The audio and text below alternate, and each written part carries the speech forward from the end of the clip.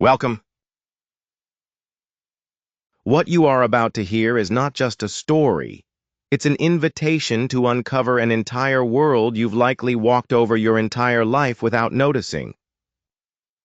Beneath the surface of our Earth lies a civilization so vast, so complex, and so ancient that it challenges the very definition of intelligence, society, and survival.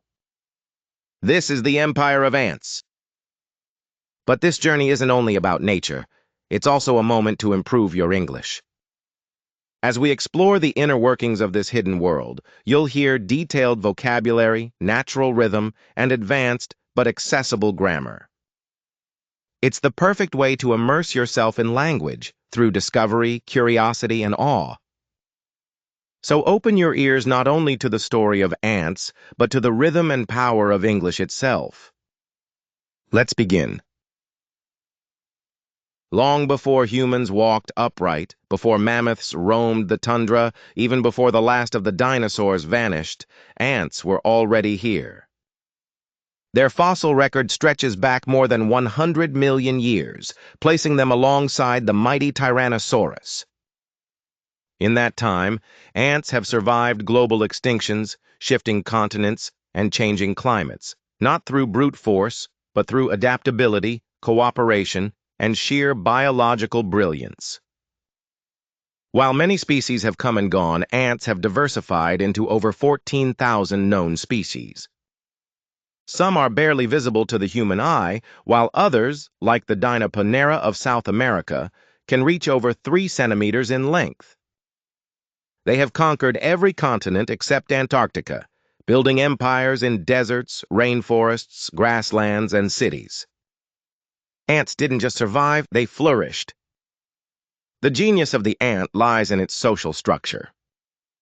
What seems chaotic to the human eye is in fact a masterpiece of natural order. At the core of this structure is the colony, a living organism composed of thousands, or even millions, of individuals acting as one. There is no democracy here. There are no elections, debates, or disagreements. Every ant has a role, and every role has a purpose. The queen, or queens in some species, are the colony's reproductive engine, laying thousands of eggs each day. Her size and lifespan reflect her power. She is often 2 or 3 times larger than a worker and can live for decades. The workers, all female, are the true engine of the colony. They build tunnels, care for the young, defend the nest, and forage for food. The drones, or males, are short-lived. Their only function is to mate with queens during seasonal nuptial flights. After mating, they die, having fulfilled their evolutionary purpose. This system is not static. Roles can shift based on the colony's needs. Young ants often start as nurses and cleaners, then graduate to more dangerous jobs like foraging or defense as they age. This fluid division of labor is what allows a colony to function like a superorganism, each ant contributing to a whole far greater than itself. Despite having no ears and being nearly blind in many cases, ants are masters of communication. Perhaps the most jaw-dropping structure is the supercolony, a network of nests spread over hundreds, even thousands of kilometers. One such supercolony of Argentine ants stretches from northern Italy through southern France to the Iberian Peninsula. These nests are not accidental. They are precise, functional, and enduring. Where there is territory, there is conflict, and ants are not strangers to war. Some species, like army ants, are relentless invaders. Their raids are fast, brutal, and strategically organized. Matabele ants attack termite mounds in coordinated strikes, rescuing injured comrades and carrying them home to recover. Others are more sinister. Slave-maker ants raid foreign nests, steal pupae, and raise them as their own workers, turning once-free individuals into enslaved laborers. Yet not all ant interactions are violent. Some colonies engage in mutualism, alliances with other insects or plants. For example, ants may protect acacia trees from herbivores in exchange for nectar, forming an unspoken alliance of benefit. These interactions mirror our own: war, diplomacy, alliance, betrayal, and rescue. In many ways, ants reflect the best and worst of human civilization, just in miniature. Ants do more than just survive in ecosystems. They shape them. They aerate soil, allowing oxygen and water to reach plant roots, disperse seeds, aiding plant growth and reproduction, control pest populations by hunting insects that damage crops, decompose organic matter, recycling nutrients back into the soil. In tropical rainforests, some ant species live inside specific plants and defend them aggressively, creating micro-ecosystems where each life depends on the other. They are considered keystone species, small organisms with enormous influence. Without them, ecosystems would unravel, food webs would collapse, forests would change. Ants may be ancient, but they are now guiding the future. Scientists are studying ant behavior to create decentralized AI systems, logistics algorithms for shipping and traffic, resilient robots that mimic group behavior, emergency response strategies for natural disasters.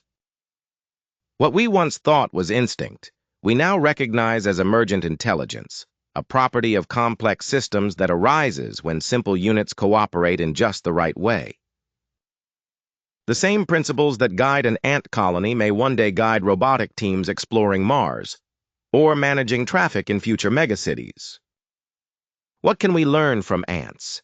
We learn that cooperation can outperform competition, that silence can speak volumes, that unity can produce miracles, and that every individual, no matter how small, matters when working for something greater than themselves. The world of ants is not just a curiosity of biology, it is a mirror reflecting the potential for harmony, intelligence, and collective success in our own species. The next time you see an ant on the sidewalk, don't step over it blindly. Pause, watch, wonder. You are standing above an empire of builders, soldiers, farmers, and thinkers. An empire beneath your feet. If we were to define success not by size, wealth, or intelligence, but by survival, influence, and adaptability, then ants would be among Earth's greatest champions. Over the course of millions of years, ants have undergone extraordinary adaptive radiation, meaning they've evolved to fill a staggering variety of ecological roles. Some are predators, hunting with deadly precision. Others are scavengers, cleaning up the world's leftovers. Still others are farmers, cultivators of fungi, or herders of aphids. Take the honeypot ant, found in arid deserts. Some members of the colony act as living storage tanks, their abdomens swollen with nectar and fluids during rainy seasons. In times of drought, other ants tap these living reserves to survive. Or consider the trapjaw ant, whose mandibles snap shut at speeds faster than a blink, launching both prey and attacker into the air. Some species even use their jaws like springs to fling themselves backward and escape danger. What's astonishing is that ants from different nests in these vast colonies do not fight each other. Instead, they recognize one another as kin, despite being separated by great distances. How? Scientists believe these supercolonies descend from a small genetic group maintaining shared pheromonal signatures that prevent conflict. In effect, they are one megafamily, cooperating without borders. This level of peaceful expansion raises provocative questions. If ants can form multinational alliances, why do humans struggle to maintain peace even within their own borders? It's easy to dismiss ants as mindless insects. After all, their individual brains are tiny, no more than a speck of neurons. But here lies a profound lesson. Intelligence doesn't always reside in one mind. It can emerge from the interaction between many. This phenomenon, known as emergent behavior, is central to understanding ant societies. No single ant knows the master plan. Yet together, they build highways, hospitals, farms, and fortresses. They solve problems collectively, without a leader. Humans often associate intelligence with control or central planning. But ants show us another path: distributed cognition. It's the power of many simple agents doing small things very well, over time, in harmony. Today, this principle is used in internet algorithms like Google's PageRank, robot swarms, blockchain networks, biological computing, all inspired, at least in part, by the humble ant. No empire lasts forever, not even ant empires. Ant colonies can fail, a disease may sweep through, a flood may destroy the nest. Rival colonies may invade. Even internal disruptions, like the death of a queen, can lead to collapse. Yet ants are resilient. A colony destroyed today may return in a year. Some species, like fire ants, survive floods by forming living rafts, linking their bodies to float until they find land. Others will splinter, forming daughter colonies in safer areas. Their resilience is not rooted in brute force, but in redundancy, flexibility, and community.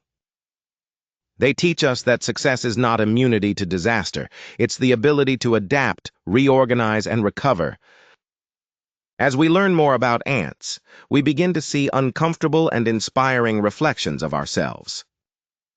Like us, ants wage war and make peace. Farm and harvest. Build cities and transport networks.